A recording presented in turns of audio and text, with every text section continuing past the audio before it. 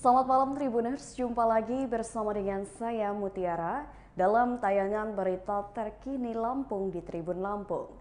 Kami akan menyajikan informasi menarik dan terkini untuk Anda dari berbagai daerah di Provinsi Lampung. Dan inilah berita terkini selengkapnya.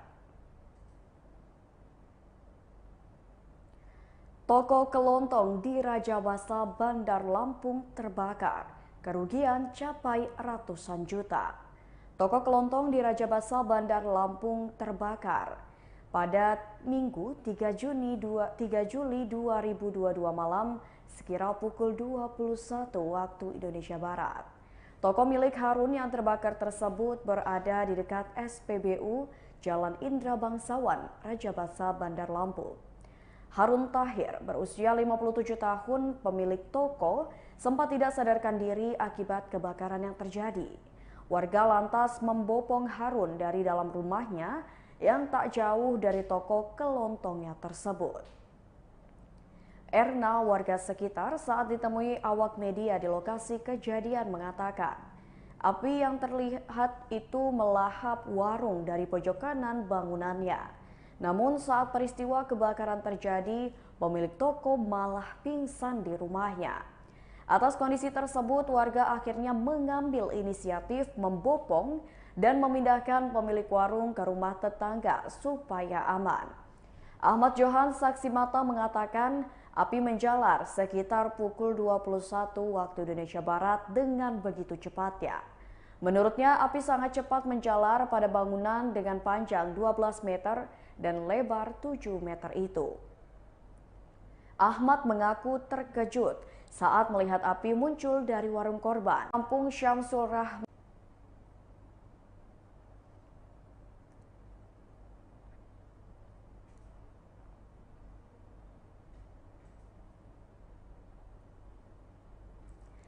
Berita selanjutnya, antusiasme orang tua ikut PPDB SMP secara offline di Bandar Lampung.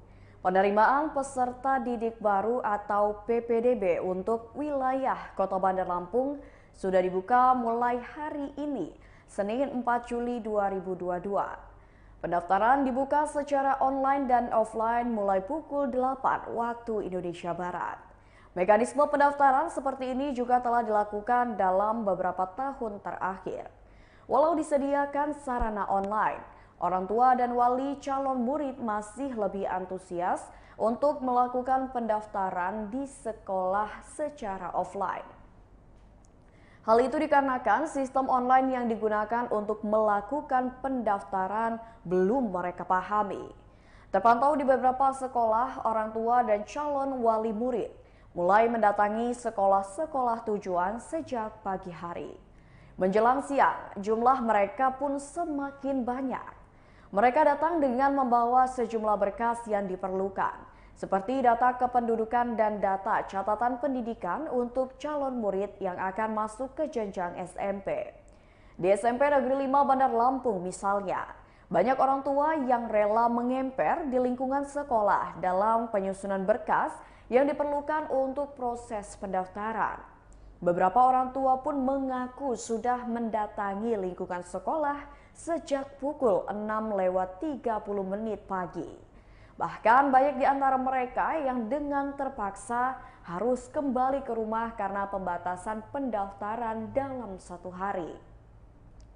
Seperti yang dikemukakan oleh Ainun, salah seorang wali murid yang mengaku sudah datang dari pukul 7 pagi. Hal serupa juga dikatakan Iman, calon wali murid yang mendaftarkan anaknya di SMP Negeri 4 Bandar Lampung. Ia berucap pendaftaran secara offline dengan datang ke sekolah menurutnya lebih mudah.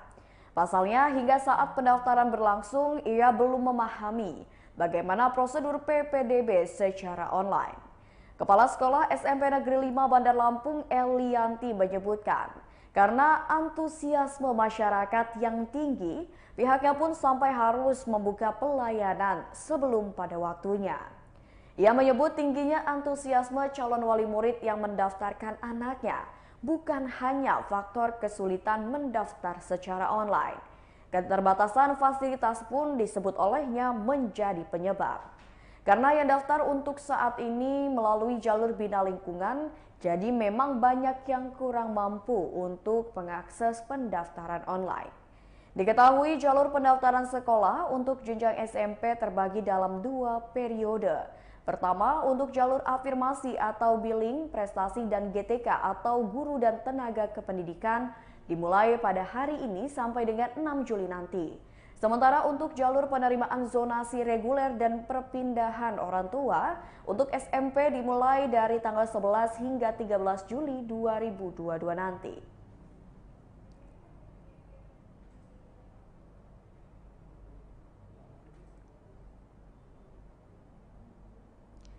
Berita selanjutnya, Ketua PPWI Wilson Lalengke divonis 9 bulan penjara. Kasus pengerusakan papan bunga oleh Ketua Persatuan Pewarta Warga Indonesia atau PPWI, yakni Wilson Lalengke bersama 2 rekannya di Mapolres Lampung Timur, akhirnya sampai di sidang putusan. Sidang tersebut berlangsung di ruang sidang Pengadilan Negeri Sukadana Lampung Timur pada Senin 4 Juli 2022.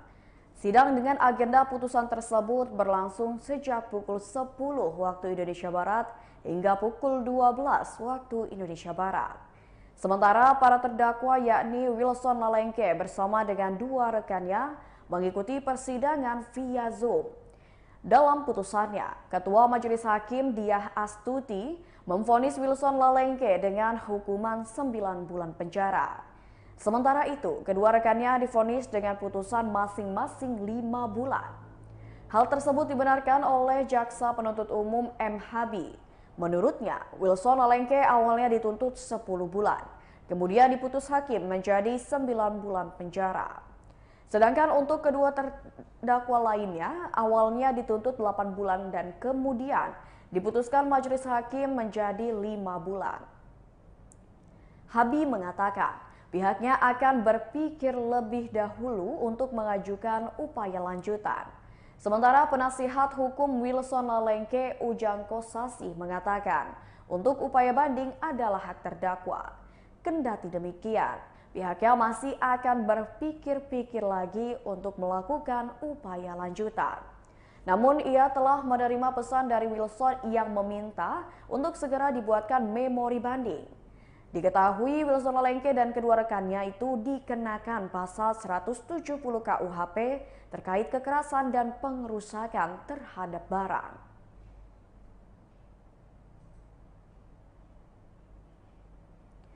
Berita selanjutnya, 2 remaja tega tawarkan jasa kencan kekasihnya di media sosial.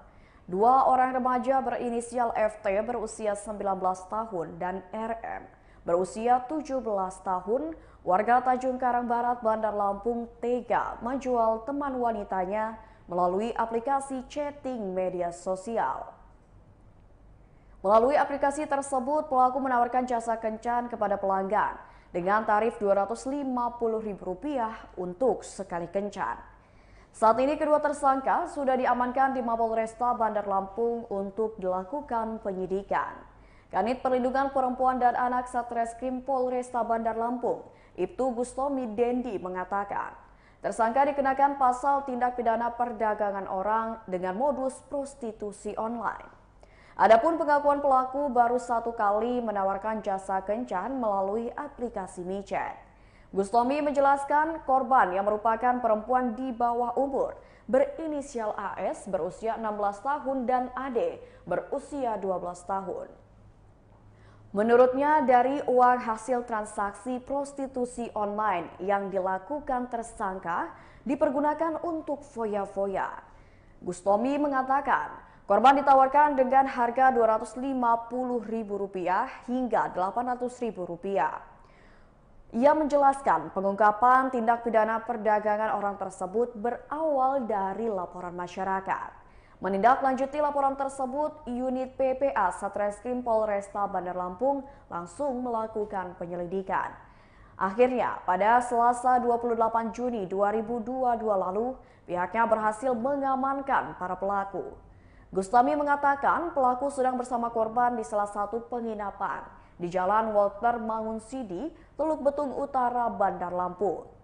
Pelaku beserta barang bukti pun langsung diamankan ke Polresta untuk dilakukan pemeriksaan lebih lanjut. Menurut Bustomi, meskipun salah satu pelaku masih di bawah umur, namun akan tetap diproses sesuai dengan hukum yang berlaku. Kedua tersangka dapat dijerat dengan pasal 2 atau pasal 10 atau pasal 11 Undang-Undang Republik Indonesia nomor 21 tahun 2007 tentang pemberantasan tindak pidana perdagangan orang dan diancam pidana paling singkat 3 tahun dan maksimal 15 tahun penjara. Sementara itu, tersangka RM membantah jika korban merupakan pacarnya sendiri. RM berdalih tega menawarkan korban yang masih di bawah umur lantaran baru kenal. Pembimbing kemasyarakatan Bapas Bandar Lampung Yana Sutrisna menyatakan pihaknya akan fokus terhadap pelaku anak. Menurutnya, meskipun anak terlibat tindak pidana namun tetap diberikan perlindungan sesuai dengan peraturan dan perundang-undangan.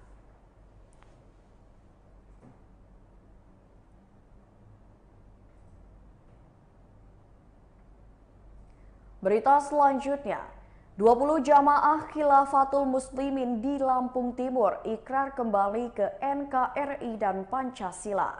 Sebanyak 20 jamaah Khilafatul Muslimin di Kabupaten Lampung Timur berikrar kembali ke pelukan NKRI dan Pancasila. Kegiatan ikrar Khilafatul Muslimin itu berlangsung di Aula Utama Setdakap Lampung Timur pada Senin 4 Juli 2022. Berdasarkan pantauan Tribun Lampung, jamaah Khilafatul Muslimin tiba di lokasi sejak pukul 13.30 waktu Indonesia Barat. Rombongan tersebut terdiri dari 16 laki-laki dan 4 perempuan serta 4 anak-anak di bawah umur yang digendong oleh orang tuanya yang menjadi jamaah Khilafatul Muslimin. Adapun agendanya adalah pengikraran kembali ke NKRI dan Pancasila.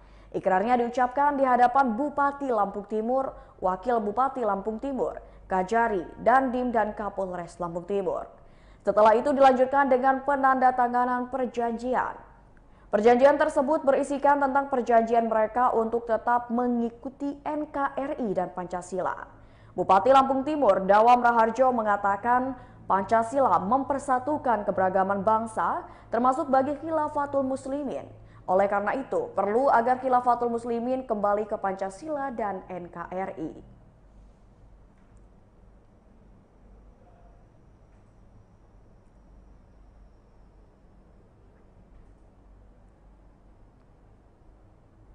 Berita selanjutnya, cuaca buruk, kapal tabrak anjungan di Pelabuhan Bakauheni Lampung. Cuaca buruk yang terjadi belakangan ini menyebabkan sebuah kapal feri milik PT Gunung Makmum Permai Raja Basa menabrak dermaga 1 di Pelabuhan Bakauheni. Kejadian tersebut terjadi pada 3 Juli 2022 sore kemarin sekitar pukul 15.45 waktu Indonesia Barat. Video detik-detik kapal feri tersebut menabrak dermaga 1 Pelabuhan Bakauheni tersebut pun viral. Dalam video nampak petugas pelabuhan sudah memberikan isyarat agar kapal tersebut berhenti. Namun karena tidak dapat dikendalikan akibat arus laut, kapal pun menabrak dermaga yang mengakibatkan satu vendor penahan kapal hancur. Namun pasca kejadian kapal dapat dikendalikan. Tidak ada korban jiwa akibat peristiwa tersebut serta tidak terdapat kerusakan pada lambung kapal sehingga kapal dapat beroperasi kembali. Petugas pelayanan darat kapal Dudis Senin 4 Juli 2022 menjelaskan kejadian tersebut terjadi akibat arus gelombang laut yang meningkat. Menurutnya ia sudah memberitahu nahkoda untuk berhenti. Namun ombak terlalu besar. Dudis mengatakan nahkoda tidak dapat mengendalikan arah laju kapal saat hendak bersandar. Ia juga mengatakan kapal tidak mengalami masalah dan vendor yang rusak sedang diperbaiki.